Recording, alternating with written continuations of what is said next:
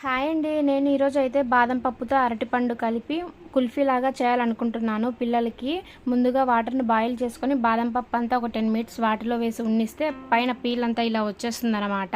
అదంతా సపరేట్ చేసుకున్న తర్వాత బనానాను పీసెస్ లాగా కట్ చేసుకొని వాటిలోకి వేసేసుకొని పాలు వేసి మిక్సీకి వేసేసుకోవాలి.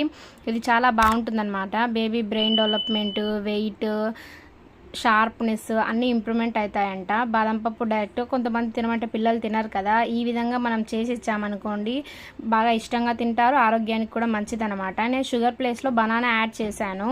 షుగర్ పెట్టకూడదు కదా పిల్లలకి అన్నట్లుగా. 1.5 ఇయర్ ఆర్ 2 ఇయర్స్ పైన ఎవరికైనా ఇవ్వచ్చు అనమాట. నేను మా బేబీకి అయితే అలానే గ్లాస్లో సర్వ్ చేసి ఇచ్చేసాను. కొంచెం మాకు వచ్చేసి ఫ్రీజర్లో పెట్టేసుకొని డ్రై ఫ్రూట్స్తో గార్మిక్ చేసేసుకొని అయితే మేము తిన్నామన్నమాట. ఎందుకంటే బేబీస్కి ఫ్రీజర్లో పెడితే చాలా కూల్గా ఉంటుంది కదా, అది హెల్దీ రెసిపీ కాదు కదండి. అందుకే ఇలా చేశాను అనమాట. Do follow for more friends. Bye bye.